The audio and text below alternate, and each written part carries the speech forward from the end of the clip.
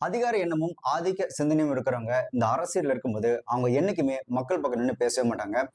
என்னத்தையாவது பண்ணி எப்படியாவது அதிகாரத்துக்கு வந்துடணும் அப்படின்ற அந்த மனநிலை தான் இருப்பாங்க தவிர அவங்க மக்களை எப்பவுமே ஒரு துச்சமா தான் நினைப்பாங்க. அதுலயும் இந்த அரசியல் அதிகாரத்துல இருக்கிறவங்களோட அவங்களுக்கு எடுப்பா செயல்படுறவங்க இருக்காங்களே, அவனுங்க பாத்தீங்கன்னா மக்களை இன்னமும் ரொம்ப கேவலமாவும் கீழ்த்தரமாவும் ஹேண்டில் பண்ணுவாங்க. அதுக்கு மிக முக்கிய காரணம் அவங்க போடுற அந்த எலும்பு துண்டு. அதுக்கு சமீபத்துல நிறைய உதாரணங்கள் இருக்கு. அதுல மிக முக்கிய உதாரணம் யாரு அப்படின்னு பாத்தீங்கன்னா, இந்த அரசியல் விமர்சகர் அப்படின்ற பேர்ல இருக்கிற இந்த பொன்ராஜ் அப்படின்ற நபர்.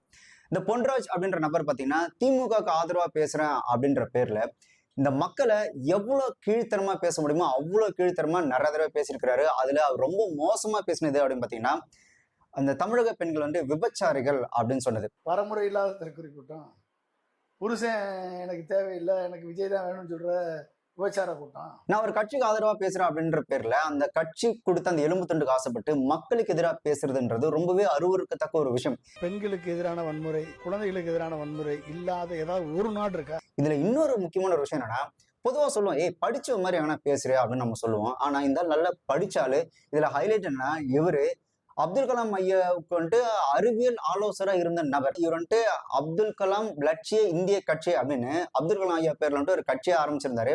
முன்னாள் குடியரசுத் தலைவர் அப்துல் கலாமின் அறிவியல் ஆலோசகராக இருந்த பொன்ராஜ் தற்போது தனி கட்சியை தொடங்கியுள்ளார்.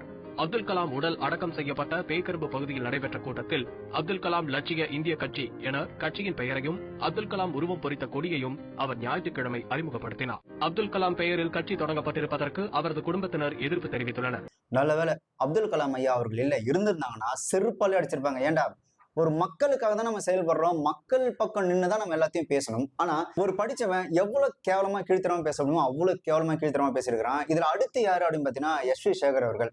எஸ்.வி. சேகர் அவர்களும் நான் மக்கள் பணி ஆற்ற போறேன் அப்படின்னு மக்கள் பணி ஆற்றுறதுக்காக அரசியலுக்கு வந்துட்டு திமுக ஆதரவா பேசுற அப்படின்ற பேர்ல அந்த மக்களுக்கு எதிராக பேசிருக்கிறப்ப அதுல ஒரு +2 மாணவி வீட்டுல பாத்ரூம் வசதி இல்லாதனால இயற்கை உபாதை கழிக்கிறதுக்காக ஒரு புதர் பின்னாடி போயிருக்கிறாங்க. அப்போ ஒரு நபரால் கற்பழிக்கப்பட்டு அவங்க கொலை செய்யப்படுறாங்க. அதை பத்தி எஸ்.வி. சேகர் அவர்கள் பேசும்போது அவர் நான் இந்த திமுக அரசுக்கு சப்போர்ட்டா பேசுறேன், முட்டு கொடுக்குறேன் அப்படின்ற பேர்ல அவர் எவ்வளவு கேவலம் பேசியிருக்கிறாரு அப்படின்னா, தமிழகத்தில் பாலியல் குற்றங்கள், இந்த பாலியல் குற்றங்கள் அப்படிங்கிறது நீங்க யோசிச்சு பாத்தீங்கன்னா இது சட்டம் ஒழுங்குக்கும் பாலியல் குற்றத்துக்கும் நீங்க யோசிச்சு பார்க்கணும். இப்ப எங்க வீட்டுல பீரோ வேணா பூட்டாத போயிட்டேன், ஒரு திருடன் எடுத்துட்டு போயிட்டான். இதுக்கு சட்டம் ஒழுங்கு சரியில்லை நான் சொல்ல முடியுமா? அந்த பொண்ணு ஒரு புதர் பின்னாடி போய் மறைஞ்சு நின்றுட்டு இருந்தது. அப்ப வந்துட்டாங்க. ஏன் புதர் பின்னாடி போகணும் யோசிச்சு பாருங்க. உடனே போலீஸ் எல்லா இடத்துலயும் லைட் போடும். போலீஸ் தெருவிளக்கு போடுவாங்களா, புதருக்கு லைட் போடுவாங்களா?